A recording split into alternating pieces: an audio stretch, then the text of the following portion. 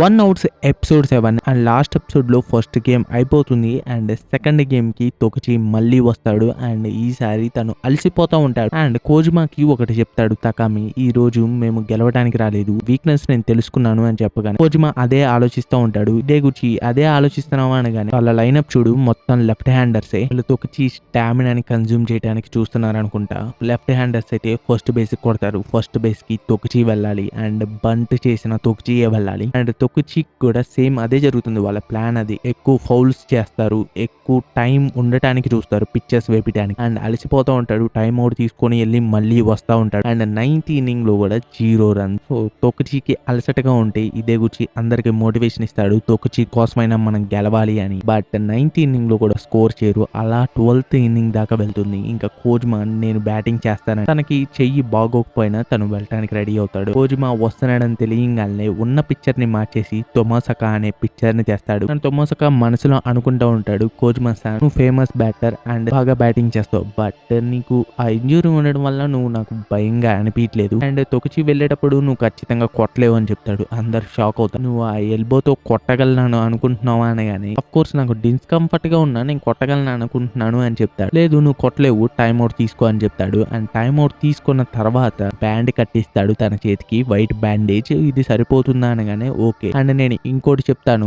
First ball లో outside corner fast ball వస్తుంది, first pitch అదే వస్తుంది, నువ్వు అది హిట్ చేయాలనుకుంటున్నావు హిట్ చేయకూడదు అనుకుంటున్నావు నీ ఇష్టం అని చెప్తాడు. అండ్ అక్కడికి వెళ్ళిన తర్వాత తన బ్యాటింగ్ స్టాన్స్ చూస్తే లో అవుట్ సైడ్ కార్నర్ కొట్టేటట్టుగా నుంచుంటాడు అండ్ కీపర్ అది ఆలోచించి హై ఇన్సైడ్ వెయ్యి అని చెప్తాడు అండ్ ఈసారి తొకచి నమ్ముదామని తను అనుకుంటాడు అండ్ తను కూడా అదే హై ఇన్సైడ్ వేస్తాడు. బట్ అది లో అవుట్ సైడ్ గా పిచ్ వస్తుంది అండ్ కరెక్ట్ గా దొరికిందని హోమ్ రన్ కొడతాడు అండ్ విన్ అవుతారు. అండ్ ఇదే గురించి అడుగుతాడు తొకచిని ఎలా సాధ్యం అనగానే ఇంతకు ముందు ఒక ఎక్స్పెరిమెంట్ జరిగింది, ఒక ఏస్ షూటర్ ని 10 bullets కాల్చమంటే టార్గెట్ మధ్యలో కాల్చాడు అండ్ అదే రెండోసారి 1,00,000లో విలువ చేసే వ్యాస్ కొద్దిగా దూరం పెట్టి కాల్చమన్నారు. అప్పుడు ఏమవుతుందని నువ్వు అనుకుంటున్నావు అనగానే ఇదే గురించి వెంటనే అది కొంచెం దూరంగా ఉంది కాబట్టి పెద్ద ఎఫెక్ట్ ఏమి ఉండదు, తను మధ్యలోనే హిట్ చేస్తాడు అనగానే చాలా దూరంగా హిట్ చేశాడు. సేమ్ ఇప్పుడు కూడా అంతే, ఆ వైట్ బ్యాండేజ్ వల్ల తను ఒకవేళ తనకి ఇంజురీ చేస్తే తను రిటైర్ అవ్వాల్సి వస్తుందేమోనని, ఒక ఫేమస్ బ్యాటర్ ని నా బాల్ వల్ల రిటైర్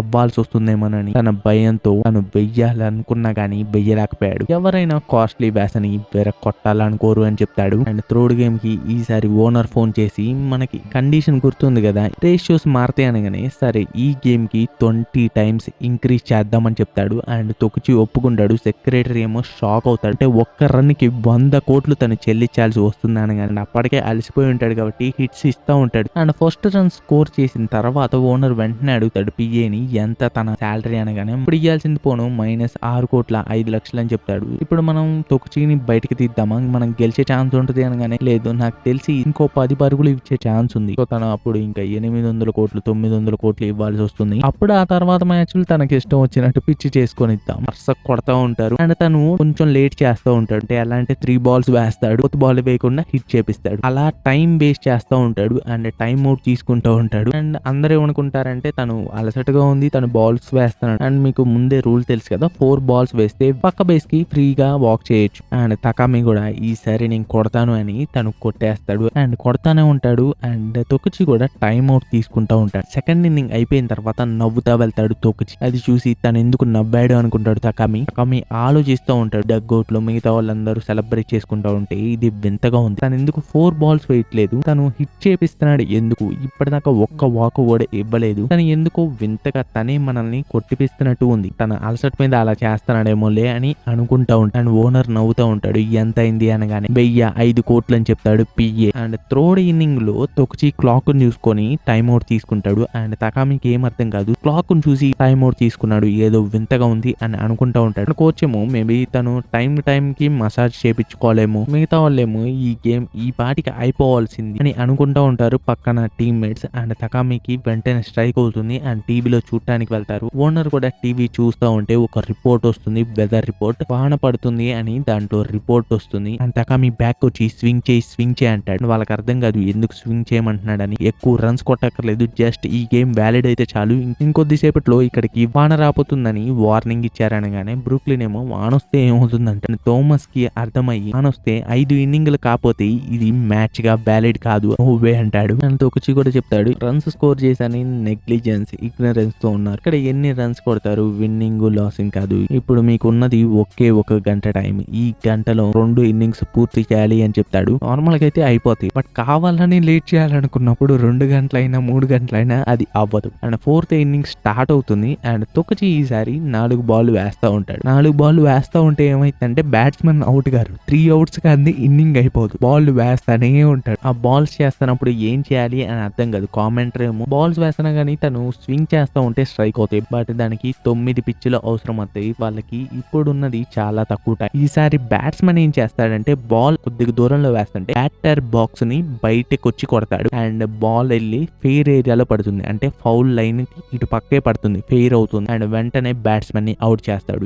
ఏంటా అని చూస్తే తను బ్యాటర్ బాక్స్ లో నుంచి బయటికి రాకూడదు, ఆ బాక్స్ లో ఉండే కొట్టాలి. క్రికెట్ లో లాగా ఎటు పడితే అటు వచ్చి కొట్టాది కాదు, బ్యాటర్ బాక్స్ లోనే ఉండి కొట్టాలి. అండ్ బ్యాట్స్మెన్ వెళ్తున్నప్పుడు కామెంటర్ అంటాడు, ఇలా అయితే 3 pitches లోనే అయిపోతుంది కదా అని అంటాడు. అండ్ తొక్చి నవ్వి సరే పర్లేదు, ఇప్పటి నుంచే వైలేషన్స్ స్టార్ట్ అవుతాయి, ఎవరు ఎక్కువ రూల్స్ వైలేషన్స్ చేస్తే వాళ్ళదే గెలుపు అన్నట్టుగా చెప్తాడు. ఈసారి తొక్చి బాల్ వేస్తున్నట్టు వేసి వెయ్యడు, ఆ బాల్ అక్కడే కింద పడిపెట్టి బాక్ అని అంపైర్ అనౌన్స్ చేస్తాడు. అందరూ ఒక్కో బేస్ ముందు కదులుతూ ఉంటారు. అండ్ అలా బాక్ వేస్తానే ఉంటాడు. బేసెస్ లోడ్ అయ్యి ఉంటాయి కాబట్టి ఆల్రెడీ వాళ్ళు ముందుకు వెళ్తూ ఉంటారు. ఒక్కో రన్ యాడ్ అవుతూ ఉంటుంది వాళ్ళ స్కోర్ కి. అండ్ తకామి ఎలాగైనా అయిపోగొట్టాలి అనుకుంటారు. అండ్ ఈసారి ఏం చేస్తారంటే బ్యాటర్ తెలివిగా ఆలోచించి తను బాల్ వేస్తున్నప్పుడే right hand batsmen left hand batter box లోకి స్విచ్ అవుతాడు. పిక్చర్ మూమెంట్ అయిన తర్వాత బ్యాటర్ స్విచ్ అయితే అది అవుట్ కింద పరిగణిస్తారండి. అండ్ మళ్ళీ తొక్కి ఈసారి ఏం చేస్తాడంటే అక్కడ ఒక రబ్బర్ ఉంటుంది, ఆ రబ్బర్ మీద కాలు వేస్తేనే పిచ్ కిందగా పరిగణిస్తాడు. తొక్కి అలా రబ్బర్ మీద కాలు వేయకుండా పక్కన ఉన్న గ్రౌండ్ మీద వేస్తా ఉంటాడు. అండ్ ఎంపైర్ బాల్ కింద పరిగణిస్తాడు అది. అండ్ 4 balls అవుతాయి. వాక్ చేస్తుంటే తకామి పిలుస్తాడు, నువ్వు అటు వెళ్ళగా థ్రోడ్ బేస్ కి వెళ్ళి రా అని. అండ్ బ్యాట్స్మెన్ కూడా థ్రోడ్ బేస్ కు వచ్చి ఆ బేస్ ని టచ్ చేయగలే ఎంపైర్ అవుట్ ఇస్తాడు. రూల్ ఏంటంటే కన్ఫ్యూజ్ చేయకూడదు డిఫెన్స్ ని. అండ్ 3 outs అవుతాయి, ఇన్నింగ్స్ అయిపోతుంది. అండ్ వాళ్ళు కనపడుతుంది తొందరగా ఫినిష్ చేయాలి అనే అనుకుంటారు తప్పితే ఇంకేం ఆలోచించరు. అండ్ తొకచి వెంటనే ఇప్పుడు మనకున్న ఈజియెస్ట్ ఆప్షన్ ఏంటో తెలుసా, 16 runs కొట్టి గెలవడం అని చెప్తారు. అండ్ వాళ్ళకి మైండ్ పోతుంది, ఇవ్వలేదు కదా విన్నింగ్ మీద. 16 runs కొట్టిన తర్వాత గేమ్ వ్యాలిడ్ అయినా వ్యాలిడ్ కాకపోయినా మనకి సంబంధం లేదు. ఒకవేళ ఇప్పుడు మనం గెలవలేకపోతే ఖచ్చితంగా ఛాంపియన్షిప్ గెలవలేము అని చెప్తాడు. అండ్ ఇంకా 4th inning లో కీరా అనే పిక్చర్ ని దింపుతారు. కీరాని ప్రాక్టీస్ కూడా చేసుకునిరు, నువ్వు ప్రాక్టీస్ చేయక్కర్లేదు డైరెక్ట్ గా పిక్చర్స్ వేసి అని చెప్తాడు. అండ్ తొకచి ఏమో తనని ప్రాక్టీస్ కూడా చేసుకొని ఇట్లా చూసావా టైం సేవ్ అవుతుందని. అంటే కీరా స్ట్రైక్స్ వేయకుండా బాల్స్ పడతా ఉంటాయి. అండ్ మేనేజర్ ఏమో ఆ ఈడియట్ ఏం చేస్తున్నాడు, బాల్స్ ఎందుకు వేస్తున్నాడు, స్ట్రైక్స్ వేయొచ్చు కదా. అండ్ తొకచి చెప్తా ఉంటాడు, నేను రబ్బర్ మీద కాలు వేయకుండా ఇటు పక్కన వేసాను కదా, నేను ఆ మౌండ్ లో గుంటలు చేసి వచ్చేసాను, ఇప్పుడు తను అక్కడే కాలు వేయాల్సి వస్తుంది. బ్యాలెన్స్ గా ఉండదు కాబట్టి ఖచ్చితంగా బాల్సే వేస్తాడు. 4 balls అవుతాయి కాబట్టి పక్కకి బ్యాట్స్మెన్ వెళ్తాడు. బట్ తను బేస్ మీద